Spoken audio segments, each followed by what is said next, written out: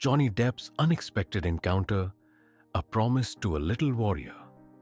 The city was alive with its usual chaos: honking cars, chatter, and distant construction. Johnny Depp, dressed in his signature eclectic style, with sunglasses perched on his nose, emerged from a luxury hotel toward his sleek black limousine. His chauffeur Thomas stood by the car, greeting him politely. Just as Johnny was about to slide into the limousine, a small figure darted forward and clung to his leg. Startled, Johnny looked down to see a little girl, bald, trembling, her eyes fixed on something in the distance but avoiding his gaze. "Hey there," Johnny said gently, crouching down to her level. "Are you all right?" Before the girl could respond, an angry voice cut through the air. A store owner stormed forward, pointing accusingly at her. "That little pest again, always hanging around my store, scaring away customers." Johnny frowned. "Has she done something? Stolen anything?" The man stammered, but his anger deflated when he admitted, "No, she just touches everything." Johnny's voice turned calm but firm. "Maybe there's more to her story than you realize. Don't judge a person for crimes they haven't committed." The girl, hearing the commotion, let go of Johnny's leg and bolted into the crowd. Johnny watched her go, his mind racing with questions. Inside the limousine, he leaned forward, addressing Thomas with a sense of urgency. "Drive slower, Thomas. I need to keep an eye out for someone." As they moved through the busy streets, Johnny's sharp eyes scanned the sidewalks.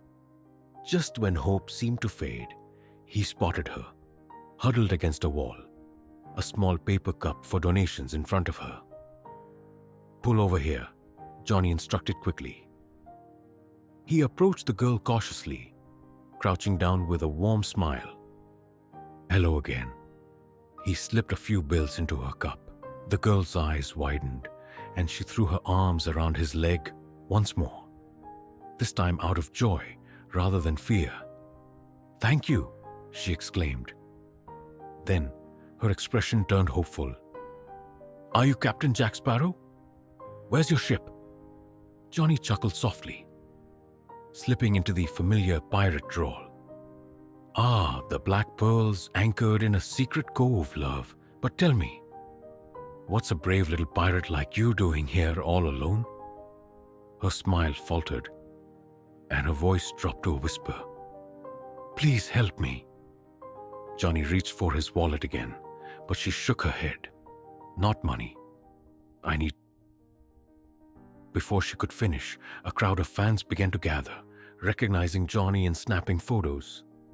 The girl flinched, overwhelmed, and tried to shrink away. Sensing her discomfort, Johnny stepped back toward the limousine. With Thomas's help, they cleared a path through the crowd.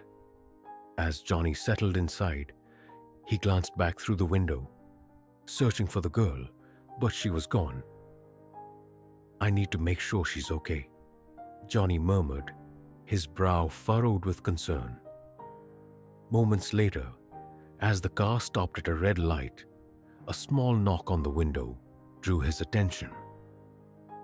The girl was there, her face pressed against the glass. Without hesitation, Johnny opened the door and helped her inside just as the light turned green. Settled in the back seat, the girl finally introduced herself. "Sonia?" she said in a small voice. "Nice to meet you, Sonia," Johnny replied gently. "Can you tell me what's wrong?" She pointed out the window to an old building, a run-down orphanage. Pulling up her sleeve, she revealed a dark mark on her arm. Johnny's heart sank as he began to piece the situation together.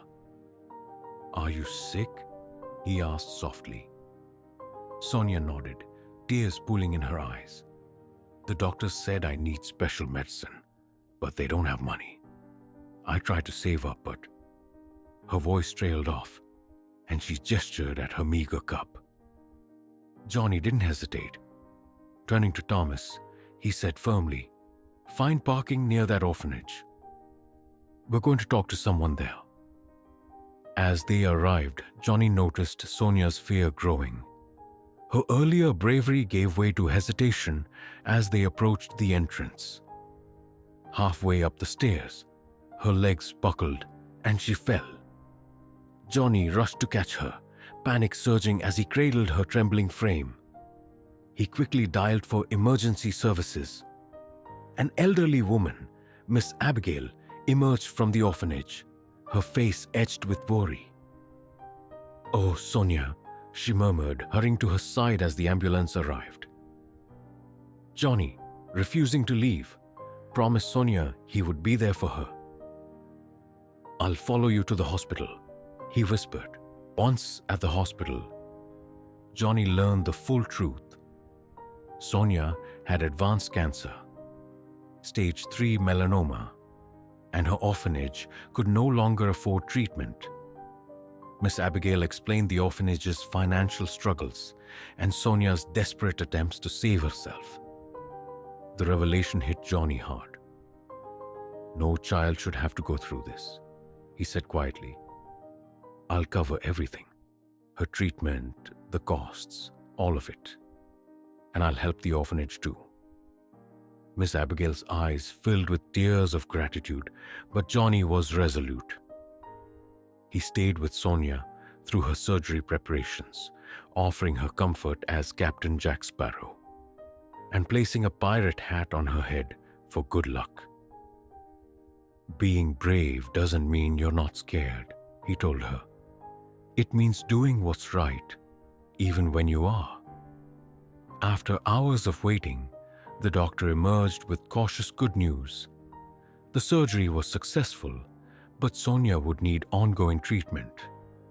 Johnny promised to stand by her through every step, not just for her, but for the other children too.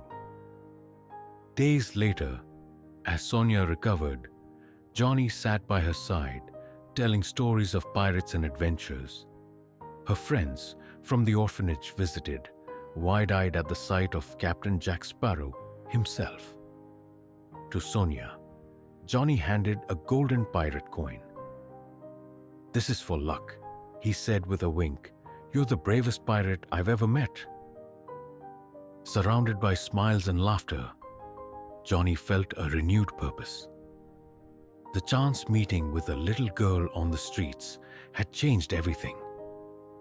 And as he looked at Sonia, clutching her pirate coin with hope in her eyes, Johnny knew this was just the beginning of a new adventure, one that mattered far more than any role he had ever played.